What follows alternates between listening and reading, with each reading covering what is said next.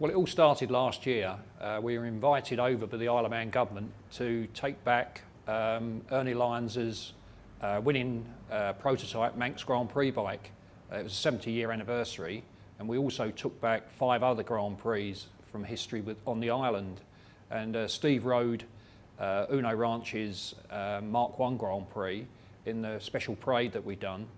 My first thought of the bike was when I saw it in Dick Shepherd's awning. There was 6 of them all lined up there. As soon as I arrived at the Isle of Man, I was working there for ITV4 covering the races, and yeah, they just looked like a motorbike should be built, and they looked so expensive, and I knew I was going to get to ride one, even the number 6, which was the bike, the number that I always raced with.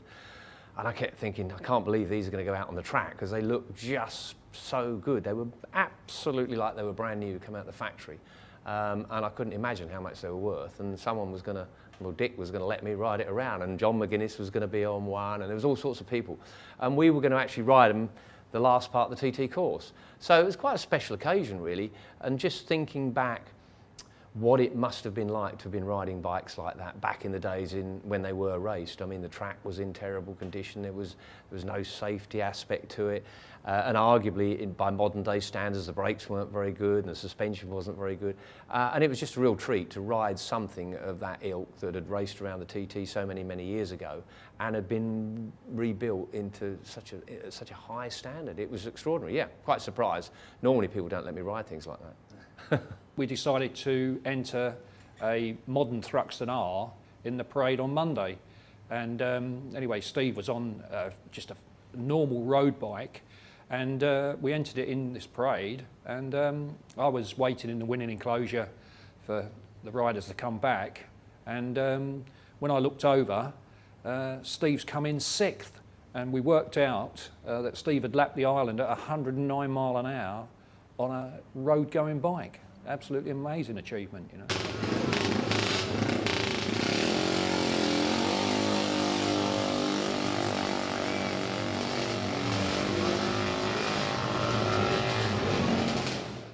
So I stopped racing at the TT in 1986, so we're talking 30 odd years ago.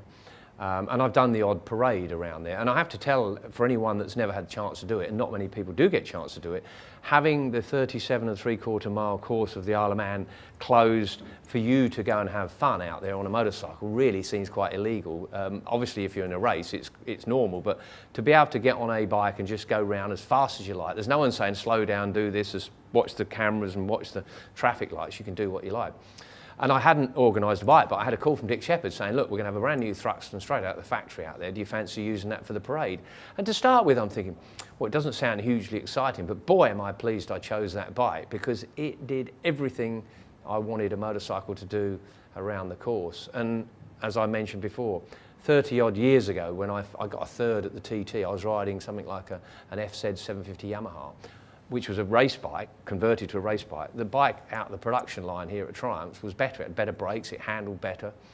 Performance-wise was phenomenal. The only thing I wished it revved a bit higher, or it had got higher gearing, because I kept hitting the rev limiter, but it was such a treat to ride something that was comfortable, had lights, indicators, mirrors and everything else on it.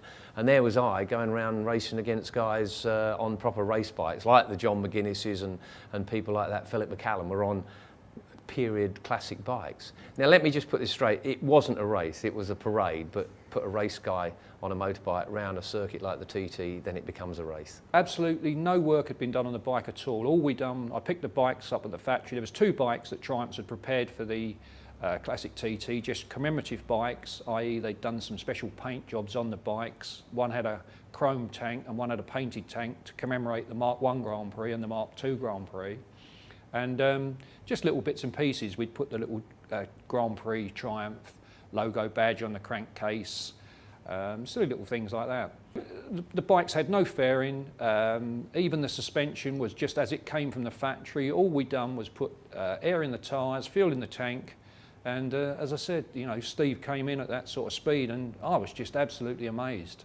I was very surprised, and I think that's testament to how technology has moved on over the years. It's testament to how good a bike like the Thruxton is. And you know, let's be quite truthful, it's not a full-out race bike like a lot of the modern superbikes are. It's something that anyone can ride. It's got so much torque, so much tractability, yet it still was quite happy doing 140 mile an hour for a long, long way around the course, because there's so many long straights around there.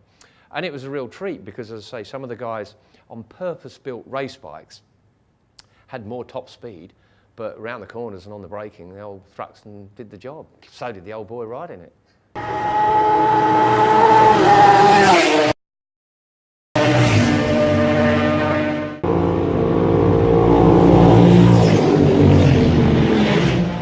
What was embarrassing for the Isle of Man government, all the riders went on the winning enclosure with their bikes. When I went to push our bike on the winning enclosure, they went, "Dick, you can't put that on there. It's a road bike. It's got indicators and lights on."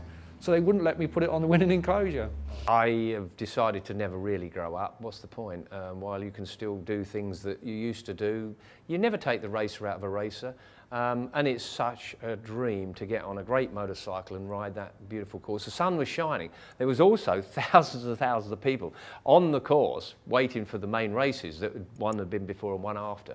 And there was us lot charging around like silly old fools, but really, really enjoying it and riding a wonderful modern machine that people can go to the showroom, buy that bike, and they can go around a racetrack, they can go down the pub on it, and they can go for a nice Sunday afternoon ride, or they can commute on it. It's got absolutely everything.